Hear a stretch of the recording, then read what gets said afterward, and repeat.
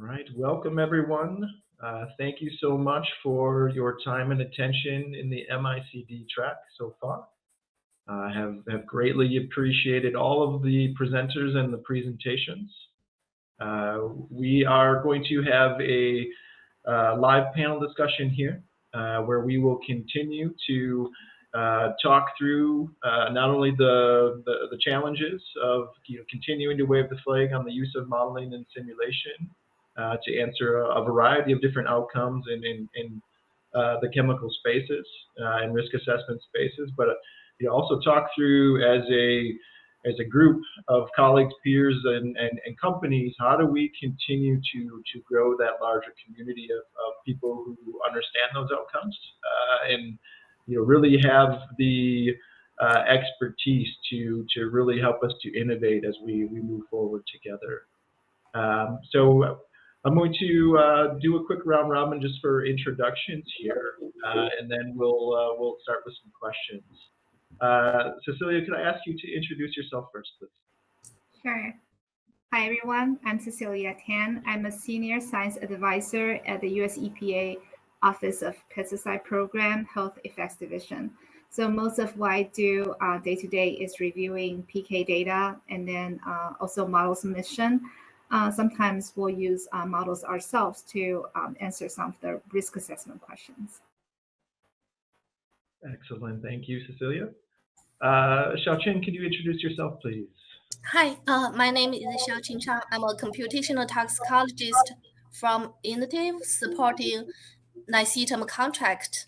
NICETM stands for NTP, Interagency Center for the Evaluation of Alternative Toxicological Methods. So our mission is try to evaluate and pushing the alternative methods to be accepted and adopted by the industry and the regulatory agencies. So we use a lot of computational approaches like PBPK modelings and in vitro to in vivo extrapolations and the bioinformatics. Yeah. So yeah, thank you and glad to be here. Thank you, Xiao-ching. Hisham, can you introduce yourself, please? Oh, okay. I thought you were going to go with the ladies first and leave me last. So that's fine if you want me to be in the middle.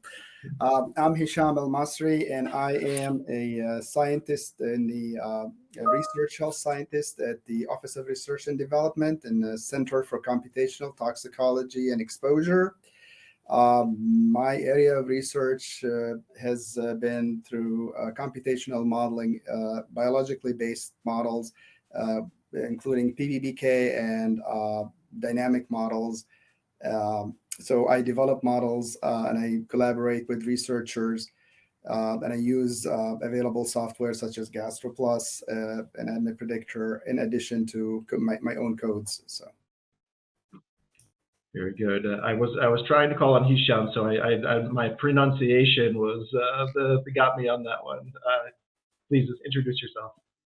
Yeah, but it sounds similar. Anyways, hello everyone. My name is Hequan. I'm a senior. I'm a science leader working at Unilever in the UK. I'm a PBK modeler. So here, my work focuses on developing and applying PBK models for the chemicals of interest for our risk assessment purposes. So you did call on her first. I'm sorry. It sounded like my name. So it was. Hisham, I'm known to be a mumbler. That is all on me. Mike, last but not least, please. Hi, Mike Bartels here. I'm a medicinal chemist. I'm retired out of Dow Chemical Toxicology Lab, where I was a scientist in charge of our TK and metabolism groups. I now do consulting in the areas of TK programs, exposure assessments, and this is what I live for. Very good. For people who haven't met me before, I'm Josh Fohey, Vice President of Business Development here at Simulations Plus. I've been at Simulations Plus for 4 years, and in that time, it's been just so exciting to see the uptake of modeling and simulation, not only in the pharmaceutical industry, but in the chemical space as well. And I do think it's really important for us to continue to address how do we as that community continue to wave the flag for modeling and simulation, and understand what our challenges are currently, what those ultimately lead to as opportunities. So I'll just start maybe with a lob of softball out. Cecilia, one of the things that you had in your presentation was making sure that we have trained experts that are ready to start taking on some of the modeling and simulation, and better understanding where to utilize PBBK in their particular spaces. And one that resonated for me as one of our biggest strategies over the last 2 years in particular has been trying to open up for free GastroPlus to all universities globally, to start training those next generation of scientists within those programs. So maybe you can talk to some of your experience, and how do we overcome some of those learning hurdles as a group. So Josh, I'm just really excited to hear what you said, opening up to universities. I think that the challenges that the main challenge I see is that people are not aware of these different courses, and so most people know GastroPlus, but they may not know that Gastro Simulations Plus provide training. And then also there are, so CE courses at conferences. Only people who go to the conference can take those courses. And then a lot of times, to be honest, some of those courses is less of a course, but more like presentations of people's research projects. So it's not really training, but more of a demonstration of different approaches. And then academia in universities, they are usually just they are only available to their students. So I think as a community, as a BBC community, we should get together and start thinking about, is there any way we can have at least a centralized, not a repository of all the training materials, but where to look for training opportunities. I remember that SOT, Society of Toxicology, their biological modeling specialty session, on their website, they used to have a list of training programs, but I don't think it has been updated, I don't know, since 10, 15 years ago. So any idea that this panel can have that bring people together and make people aware of these different training courses, I think that'll be extremely valuable. I guess one of the things that I'd imagine a lot of you guys experience in your particular companies or spaces is that internal education, to project teams, to understanding the types of outcomes that we should be utilizing modeling and simulation to drive forward, the types of data that you would need to build off of that modeling. Hisham, maybe you can talk through a little bit of that internal education. Yes, yes. I'm sorry, say that again, Josh. Sorry. I guess maybe talk to. Do you spend a lot of your internal time, educating your teams and extended teams on, the usage of modeling and the type of data that we need to build models? What helps to increase our confidence in them? Yes. Maybe talk to some of that.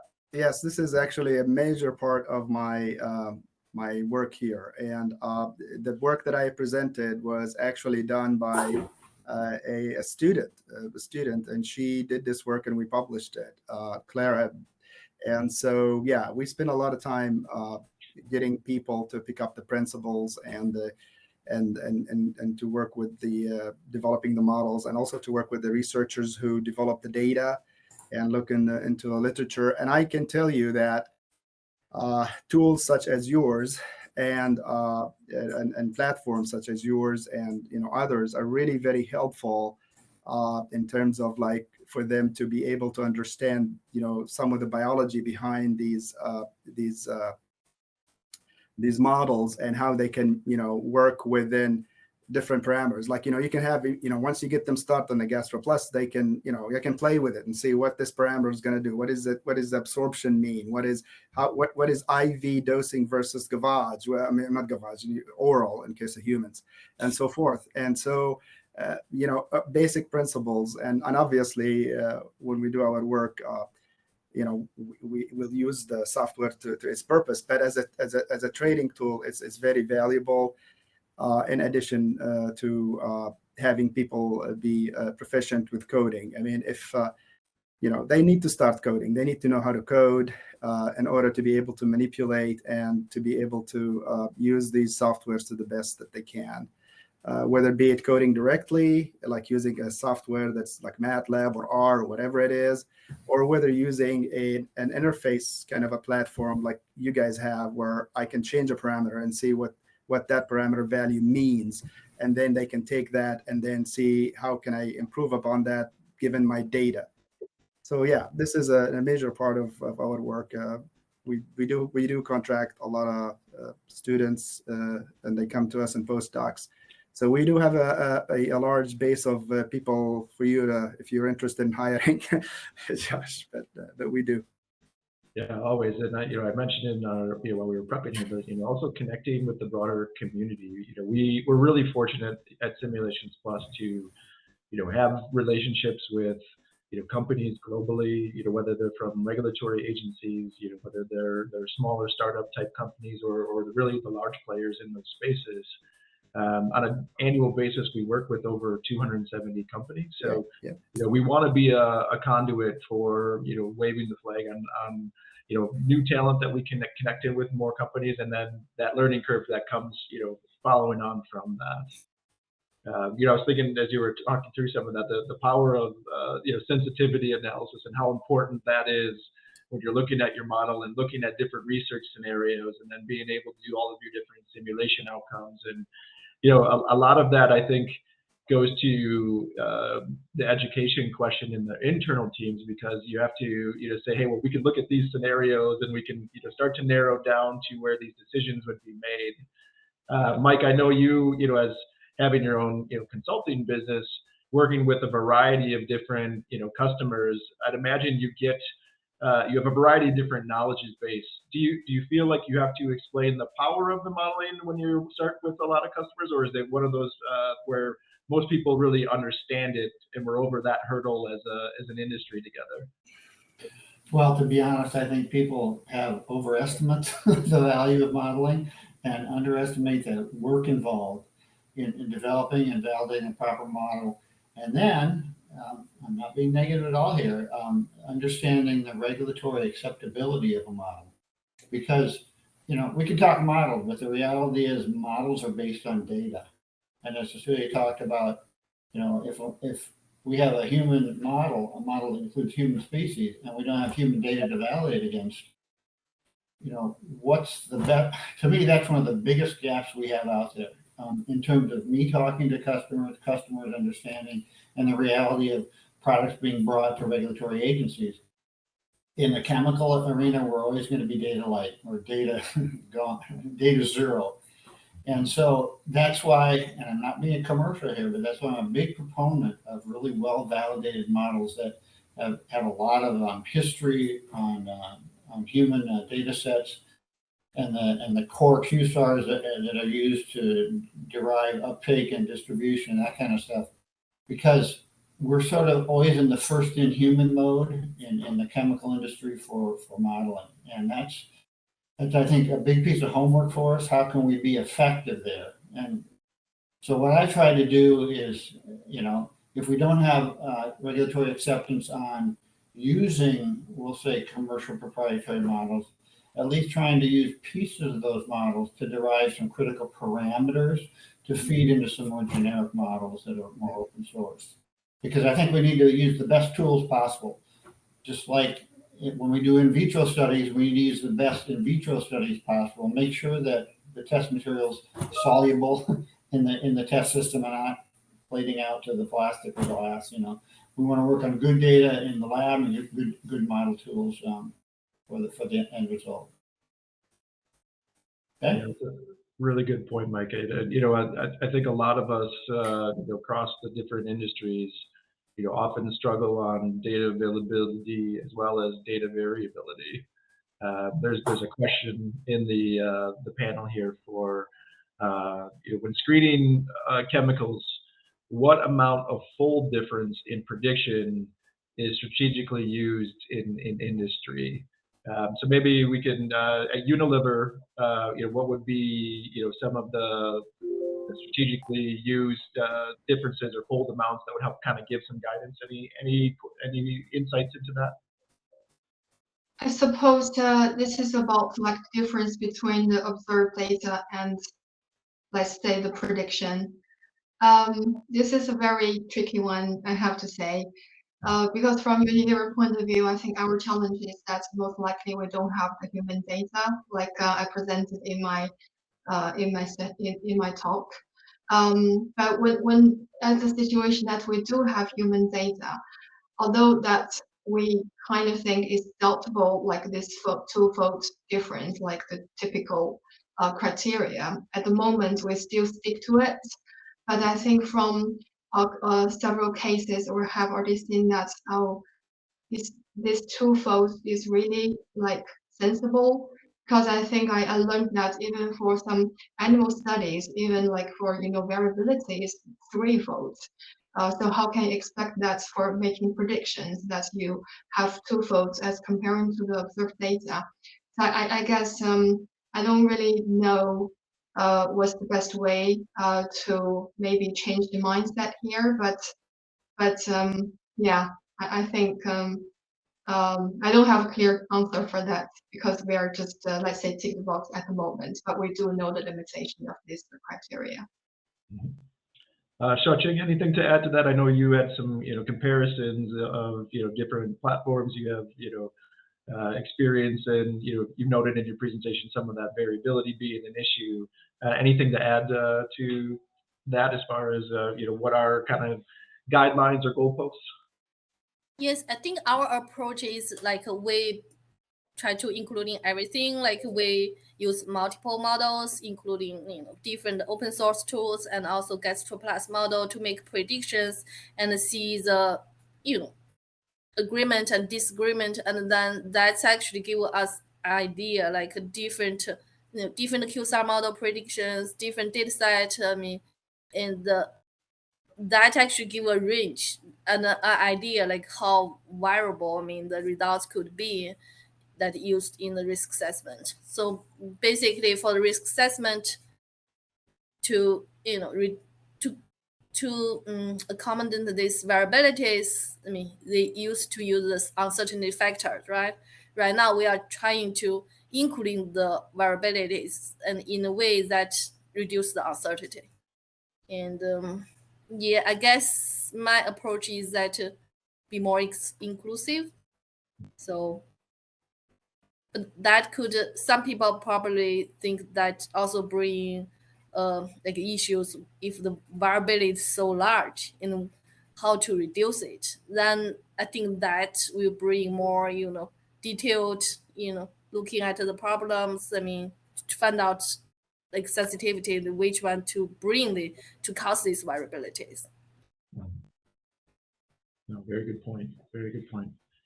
So this, I'm gonna start with a caveat here that I've spent most of my career in the pharmaceutical development space. So, when I have worked through, all right, we have a question that we would like to answer, with the PBPK model. There are definitely more rigorous layers that you have depending on the question that you're going to ask and then the impact that it's going to have. So there are some more simple fit for purpose that give you, a initial decision, and then you build on that and bring more data in, versus having, very robust models that are built with, good regulatory report ready pieces of that.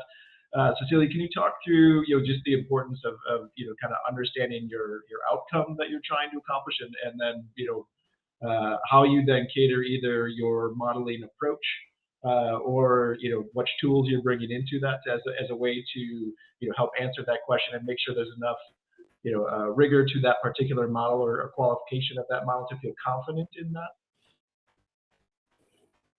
So the confidence, well, I have to say, it's really depending on the reviewer.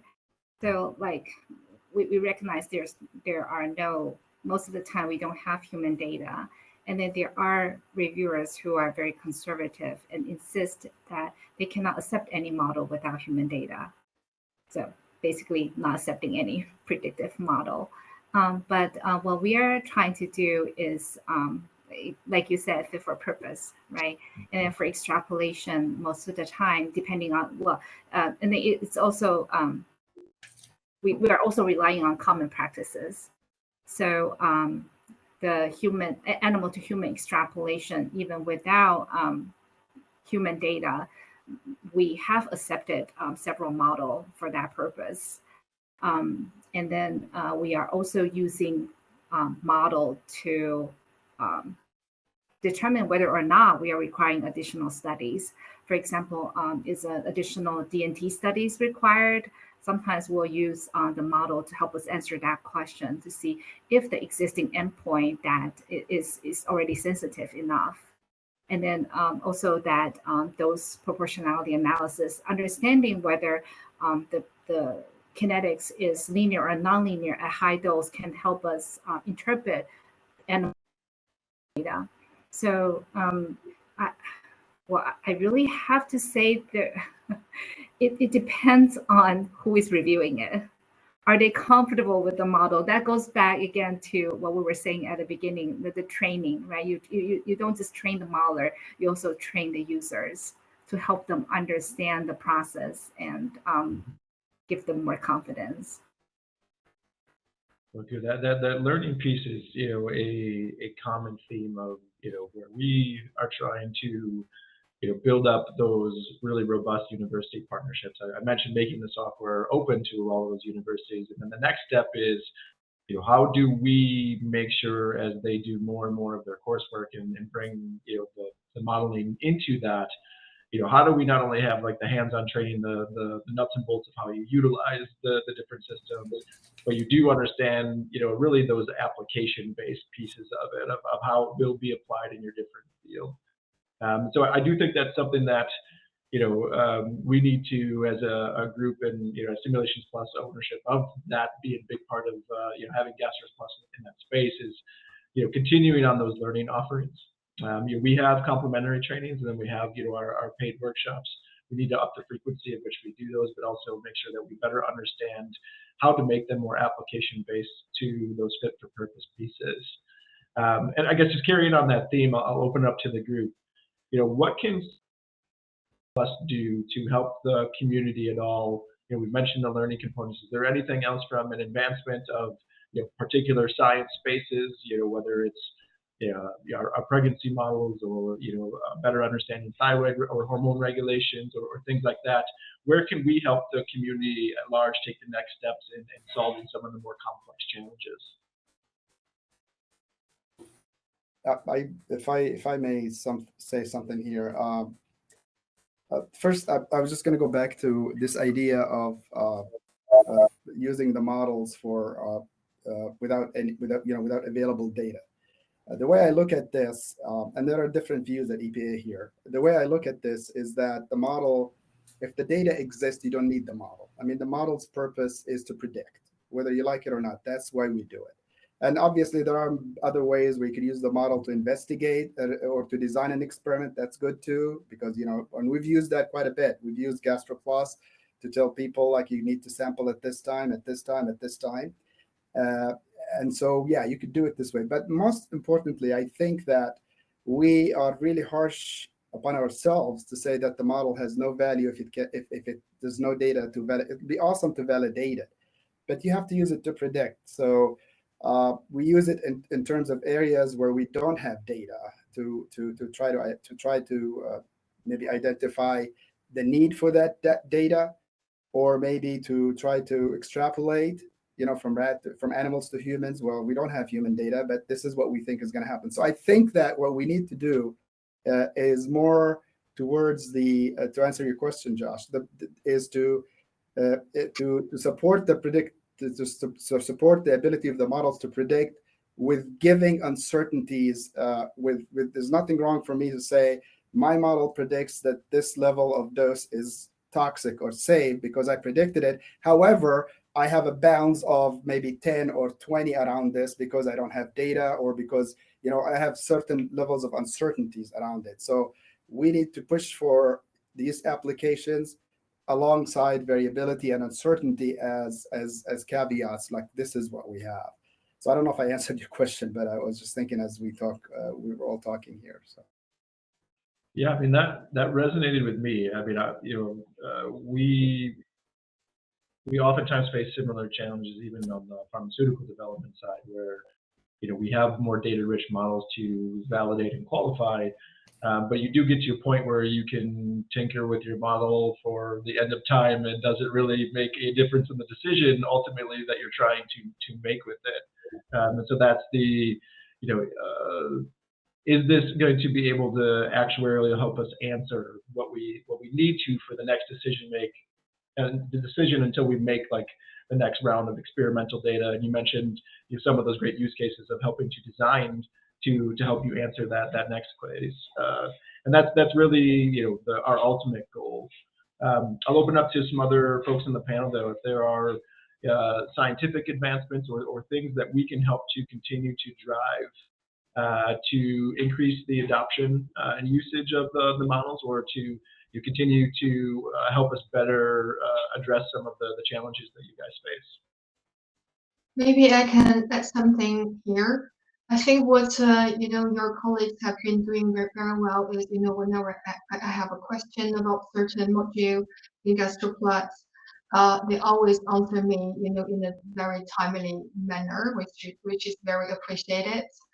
I think one thing maybe you can consider to continue working on is, let's say for cosmetic exposure for a company like us, we think the thermal module, for example, is very, very valuable and important. And I can see that over time you do upgrade your thermal module in a better and better way, in a mechanistic manner. But from our own company experience, we also have a lot of data generated for these kind of purposes, some skin penetration data that I think we also have some learnings that we have taken by doing those measurements, that I do think if there's a channel that we can share with you guys our learnings, and for example, recently we found, these type of parameters could be quite important when it comes to, let's say, formulation effect for a cosmetic ingredient, but maybe this is not reflected yet in your module. I think if there's a channel existing like this, that would be very helpful. So together we can, it's a win-win situation, we can improve it into an even better tool. Well, it's great feedback. It's one that we have been looking at greatly to get that better feedback loop from our partners.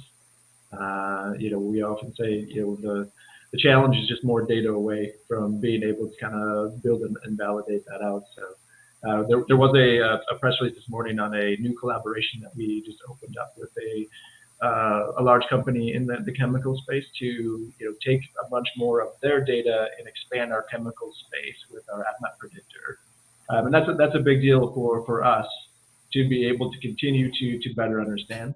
And we also do have programs here where we try to meet with our customers on a quarterly basis to hear those, hey, we want to hear the success stories, obviously, of where we helped with modeling and simulation, but those challenges of, hey, we missed, but why did we miss here? Or this wasn't necessarily where it was.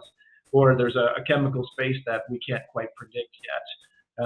How do we work together as a community to, gather those insights, but what also, how do we get access to that data to build out, our software better?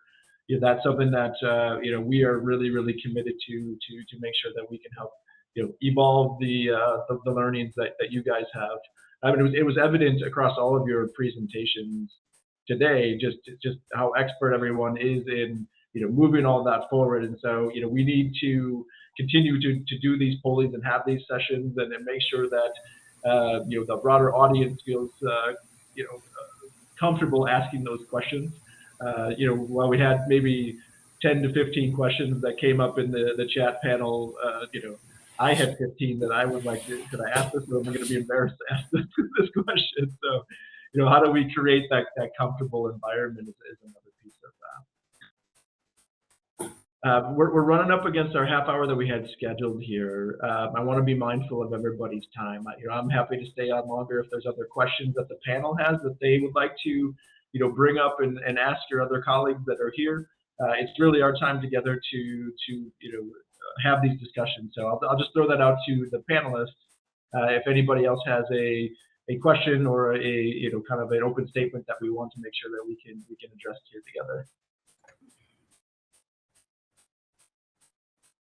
Yeah, just add what you just mentioned about the collaboration. I think to add those, chemical space because I know GastroPlus is more in the pharmaceutical space, chemical space, and to be able to have more for the risk assessment, and to continue have the collaborations and to add more data on, environmental chemicals and to the GastroPlus. That would be a moving forward thing. Yeah, that'd be something from either classes of chemicals or parts of structures that maybe you've seen we haven't been able to predict in a particular space. Bring that forward, and we can help to data mine through literature. We can help if your companies are open to sharing of data. That's really how we end up advancing a lot of our science as we move forward together. And then how do we come up with kind of tiers of research outcomes? If it's for our dermal models, and this is the grant that we have, and this is the outcomes that we hope to get from that. What's that next tier, so we can start planning together in those spaces. So just to add to this, and Xiaoqing, I know that that GastroPlus through Mike Lawless has been talking to Barbara Whitmore, and they have some of the data that Barbara generates for her high throughput clearance rates in vitro. So yeah, there is. I mean, there is movement in that way, but there are applications like that. Yeah. Like most things, we never quite evolve to the speed of what we all want to, but that's the power of coming together in these types of things and having these conversations.